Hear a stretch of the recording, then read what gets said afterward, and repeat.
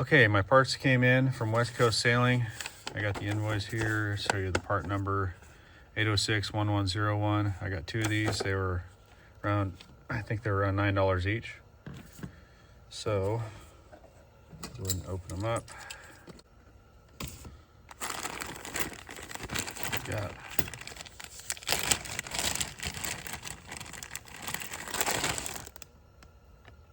right.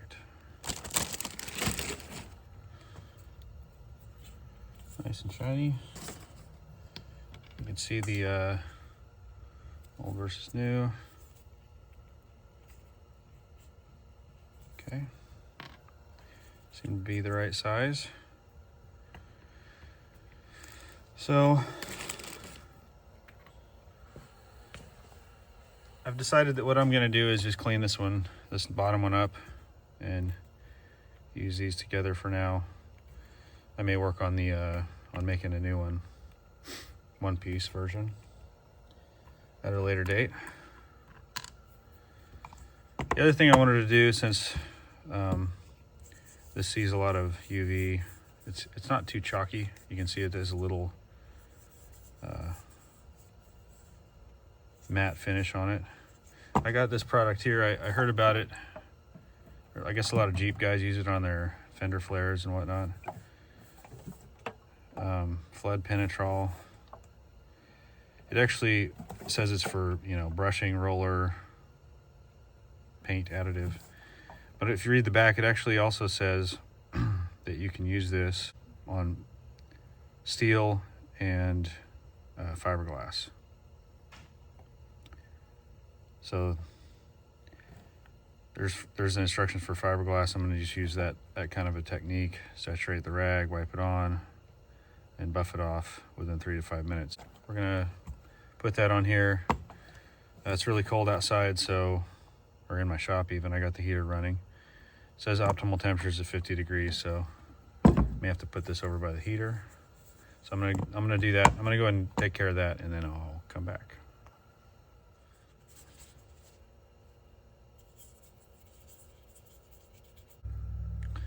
Okay, so that's finished up. That flood penetrol, I think, did a pretty good job. I could see it when I was applying it. I actually took it over and put it in front of the heater and warmed the plastic up and put it on. I could actually see it soaking into the plastic, like starting to dry out, kind of like wood stain or leather conditioner would. So I think it actually did. It's not just a coating. I think it actually penetrates pretty well into the plastic. Time will tell if it lasts, how long that lasts, but at least it's a little peace of mind. Okay, let's go ahead and start with the reassembly.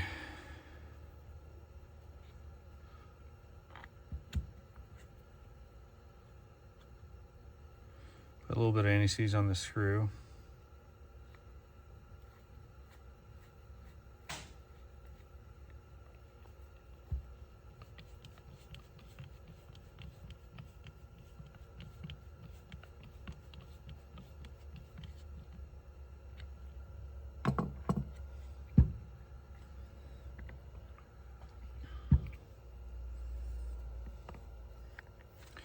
I got this synthetic grease. I'm gonna just put a very small amount on the race.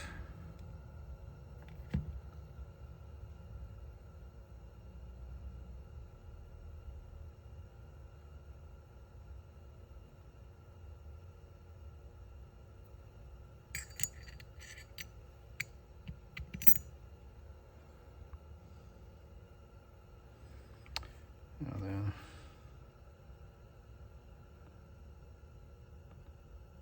put a little bit more on this bearing cage.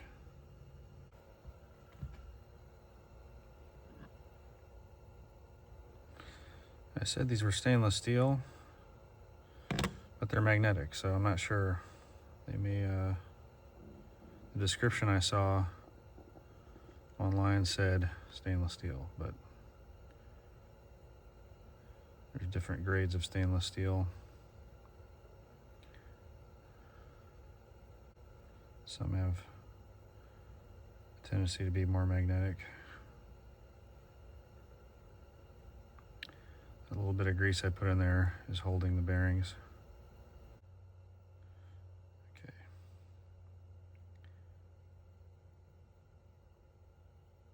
Carefully. There we go. Just drops down there.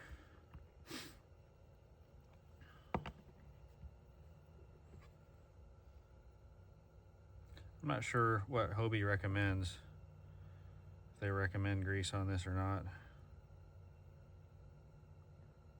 I just think anytime if I see a steel race with a steel bearing, there needs to be something there. That's just my thinking.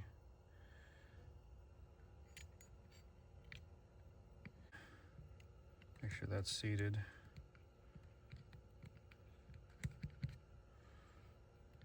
Okay.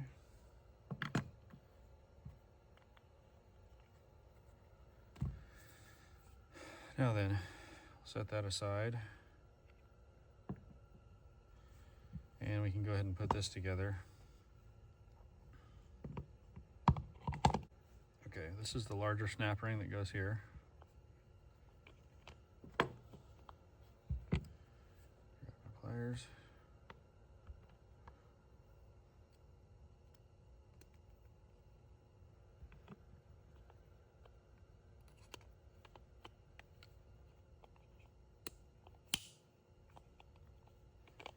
Okay. I'm going to reuse this line. I did go ahead and burn the ends of it. It's not in bad shape, and it actually is longer than 18 feet. I measured it out. Even after I cut those two little pieces off, it was like 18 and a half feet. And what I plan on doing is buying a line kit from one of the online suppliers probably, and that comes with all the lines required to for the whole boat, to replace everything on the boat. So I went ahead and I did straighten this out off camera. So this is going to go through here. And do not invert this because the bearings will go everywhere. That's going to go through the little hole in the bottom.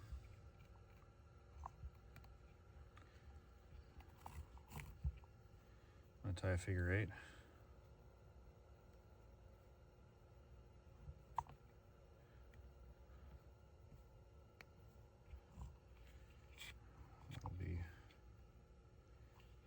We'll go through. Okay.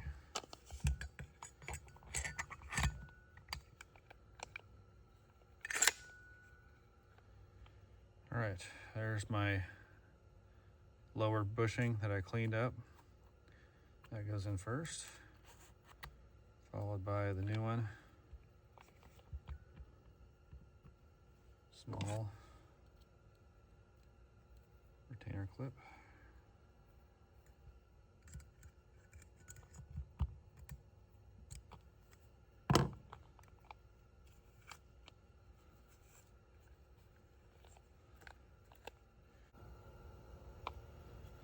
Okay, I got it wound back on the drum. Clockwise is the direction you wind it, so when you furl the sail, you want to furl it this direction.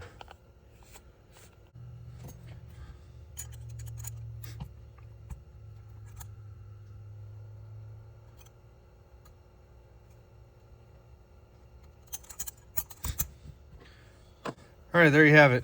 That's the disassembly and reassembly of this furling drum for the Hobie Getaway and a couple other boats that they offer.